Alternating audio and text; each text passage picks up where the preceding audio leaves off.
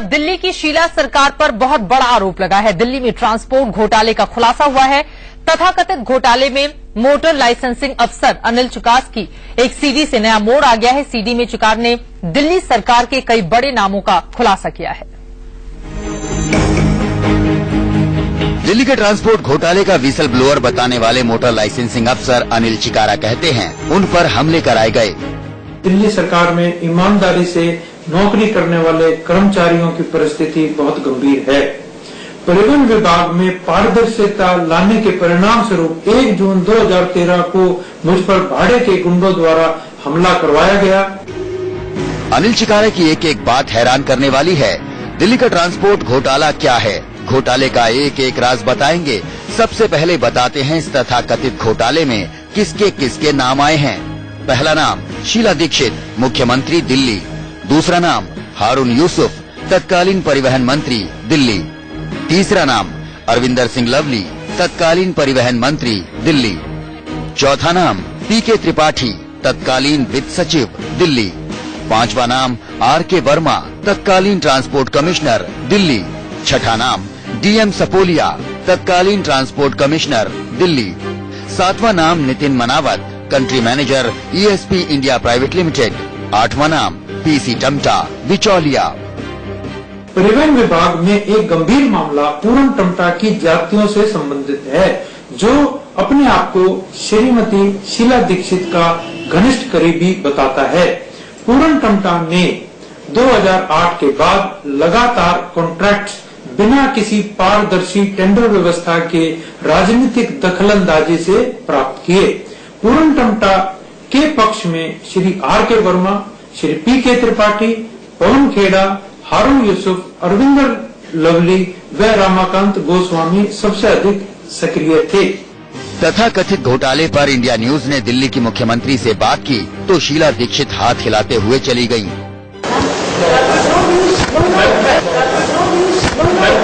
लेकिन बीजेपी कैसे चुप रहती? चुनाव पास है, बैठे बिठाए मुद्दा मिल गया है। बीजेपी ने बाकायदा प्रेस कॉन्फ्रेंस कर उपराज्यपाल से सीबीआई जांच कराने की मांग कर डाली। इस मामले के अंदर तुरंत जो सीबीआई की जांच है, सीबीआई को ये सारा मामला दिया जाना चाहिए। घोटाले की जांच एंटी करप्शन ब्यूरो कर रहा है। 30 हजारी कोर्ट में केस चल रहा है। घोटाले में शामिल कंपनी एएसपी के मालिक नितिन मनावत और बिचौलिया पूरन चंद टमटा उर्फ पीसी टमटा जेल की हवा खा चुके हैं। Ajit Srivastava, India news, Delhi.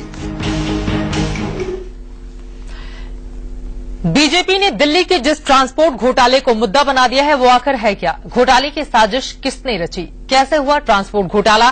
Transport घोटाले के साथ आपको बताने जा रहे हैं कि एक प्राइवेट कंपनी को सरकारी ठेका देने के लिए किस तरह सरकारी कायदे कानून को ताक पर रख दिया गया। दिल्ली में 2.5 लाख से ज्यादा कमर्शियल गाड़ियां हैं, जिसमें ऑटो, ट्रक, बस, स्कूल बस और स्कूल वैन आते हैं। इन सभी गाड़ियों को सड़क पर दौड़ाने से पहले फिटनेस सर्टिफिकेट लेना पड़ता है। ये फिटनेस सर्टिफिकेट देने का ठेका एक प्राइवेट कंपनी को दिया गया है। आरोप है गाड़ियों को फिटनेस सर्टिफिकेट देने में करोड़ों का घोटाला हुआ है। बस समझ लीजिए, अपने जिस बच्चे को आप स्कूल की बस में बैठाकर सुकून से घर लौटते हैं, वो बस फिटनेस के पैमाने पर खरी नहीं उतरती होगी और आपके मासूम की जान खतरे में हो सकती है। अब पूरा घोटाला समझिए। दिल्ली में फिटनेस सर्टिफिकेट जारी करने का जिम्मा ईएसपी इंडिया प्राइवेट लिमिटेड नाम की प्राइवेट कंपनी के पास है।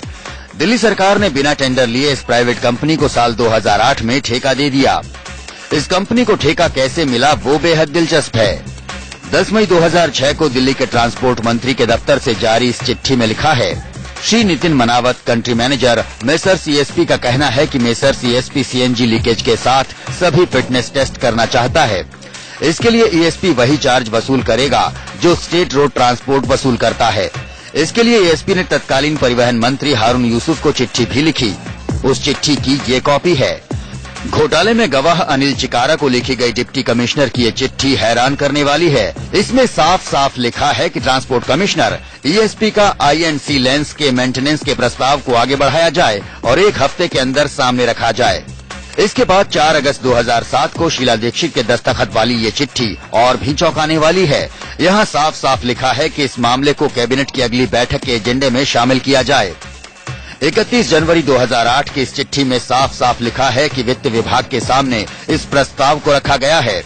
इसके बाद नीचे लिखा है 31 जनवरी 2008 को परिवहन मंत्री की सहमति थी कि इस कंपनी के साथ काम करने की सहमति बना ली जाए। इसके बाद इस कंपनी को फिटनेस टेस्ट का जिम्मा सौंप दिया गया।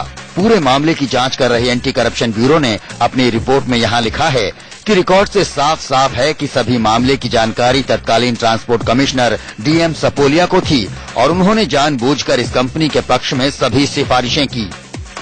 याचिकाकर्ता विवेक गर्ग का कहना है कि जानबूझकर कोई टेंडर नहीं लिया गया और इतना बड़ा ठेका वैसी कंपनी को दिया गया जिसके पास कोई अनुभव नहीं था। सारा केस डॉक्यूमेंट्री एविडेंस पे है, क्योंकि इस घोटाले के लिए जो बिना टेंडर के जो ठेका दिया गया वो कैबिनेट की अप्रूवल है, उसमें काउंसिल ऑफ मिनिस्टर की अप्रूवल है, वो सब ऑन रिकॉर्ड है और काउंसिल ऑफ मिनिस्टर की हेड शीला दीक्षित है। आखिर दिल्ली की गाड़ियों को फिटनेस सर्टिफिकेट जारी करने वाली कंपनी कहां से अटकी, अगली रिपोर्ट में बताएंगे। Ajit Srivastava, India news, Delhi.